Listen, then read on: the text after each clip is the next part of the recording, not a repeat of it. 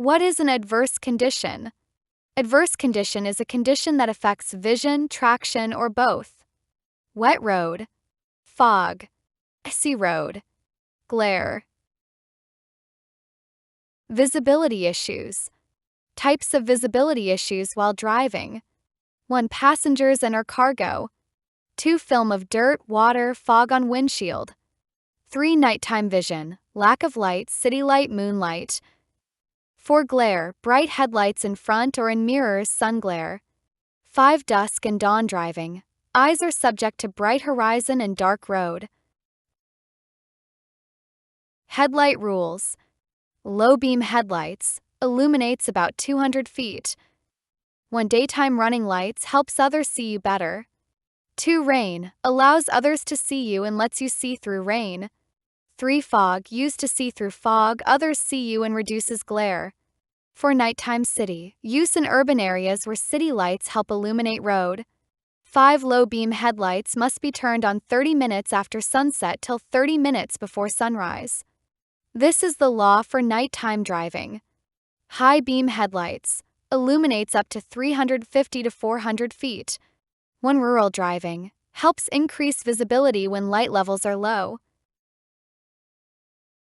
Oncoming blinding lights. 1. Flash the high beams on and off again quickly to communicate with the driver. 2. Check the rear view mirror.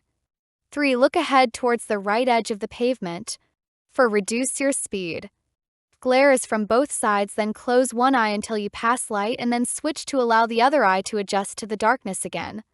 If you fail to close one eye, you may be blinded for a short time because it takes time to readjust your vision from a bright light to little to no light. The older you get, the longer it takes to adjust from bright to dark conditions.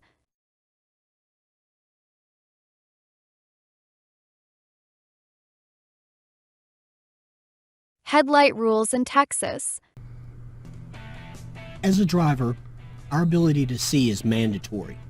The only way we can safely get down the road is if we can see where we need to go and what we need to avoid. Now, imagine if you could not see other cars on the road, like at night. Could you avoid them? No way. So what keeps those collisions from happening? Lights. Believe it or not, on your screen right now there's a large truck, about 25 feet away. You can hear it, but where is it? There it is.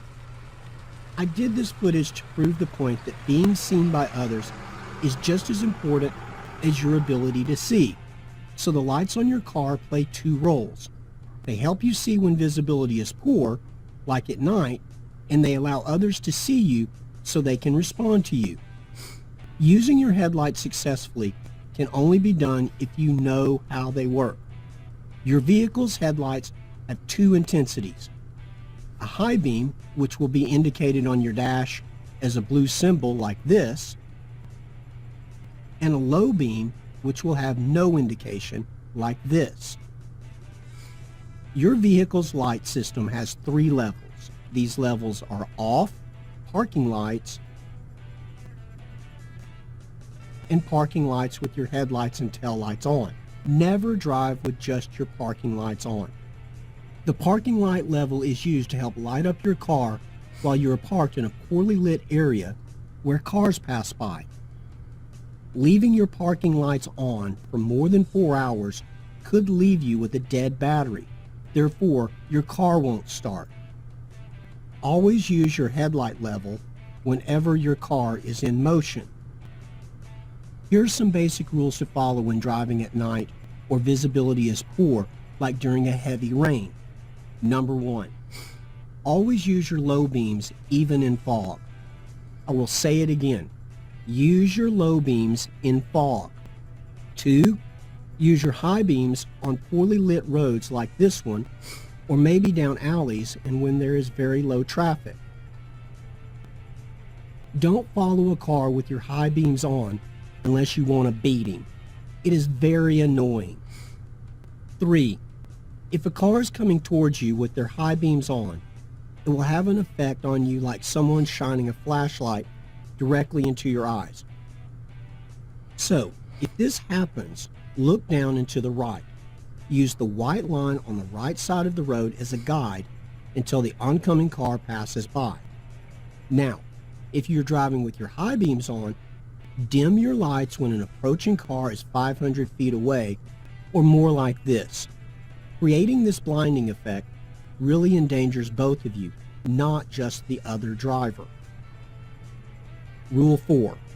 If your car is broken down, the best light system to use to warn other drivers is the hazard lights, which will have a symbol inside your car like this. Finally, there are laws that say when your lights should be on. The rule is your headlights should be on from 30 minutes after sunset to 30 minutes before sunrise.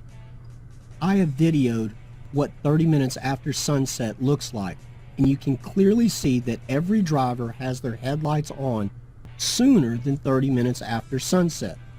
So turn your headlights on, at least so others can see you. Secondly, your headlights should be turned on when your vehicle cannot be seen by others for 1,000 feet. This situation would be like in a dust storm or heavy rain. Remember, safe driving is an issue of seeing and being seen.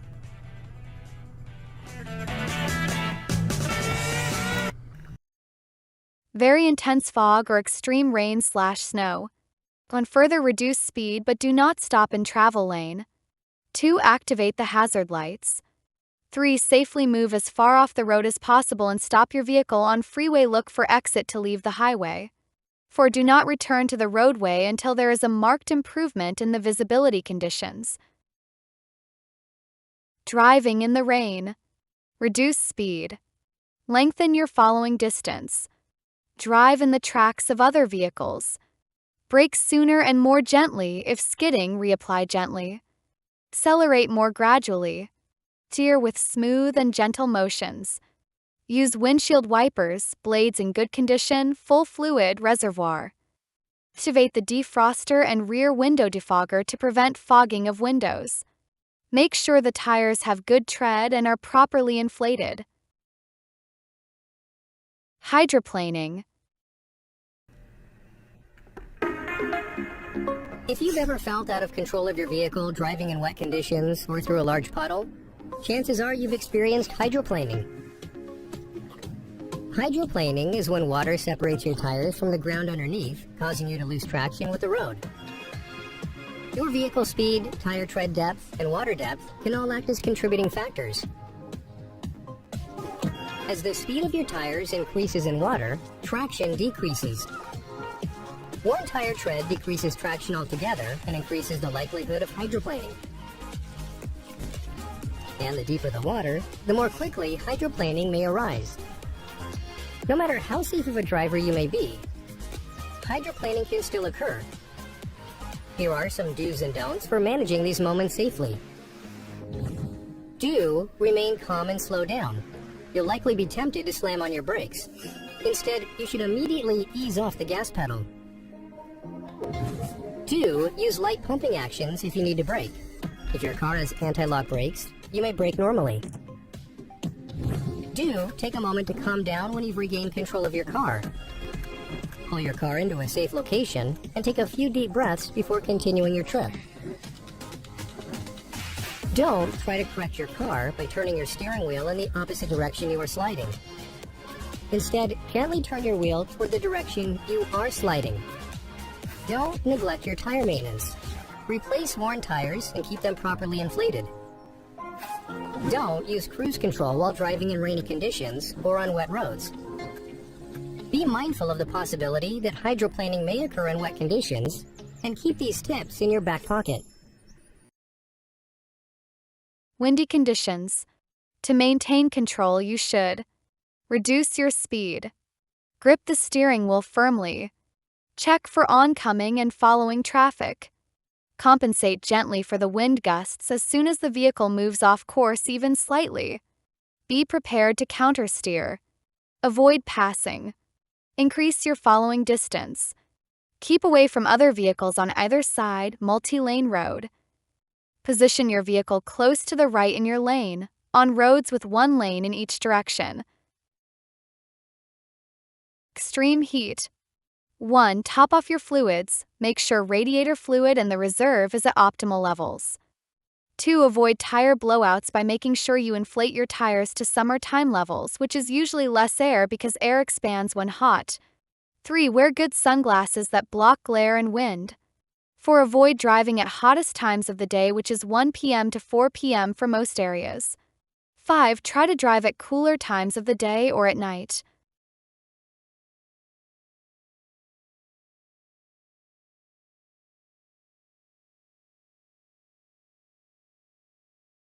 Winter conditions. What is a winter condition? Temperatures below 32 degrees freezing. Icy roads. Heavy snowfall. Blizzards. Traction. Traction. What is traction in driving? Traction is defined as the grip our tires have on the road. Your tires are the only thing that is contact with the road, meaning your tire condition is everything when it comes to traction safety. How you inflate your tires, how much tread is on your tires, and the condition of the tire itself. There's one thing that can help you when you're driving on slippery ice and snow more than anything else, and that's knowledge, knowing what to do to stay in control. For that potentially life-saving knowledge, we went to Steamboat Springs, Colorado, to the renowned Bridgestone Winter Driving School. We've poured about 40,000 gallons of water on every track, allowed them to freeze. So we push snow on top of them every morning, and typically it gets snowed on a lot out here, but unfortunately you are driving on solid ice. And driving on solid ice is just about as treacherous as you can get. Here, drivers learn how to deal with those situations that can get you in serious trouble. Turns can be especially difficult, and when you're turning a corner, you may have to deal with something called oversteer. It's when your car is steering too much. So if you turn in and suddenly the car goes out of control, don't forget where you're looking. Steer to get there.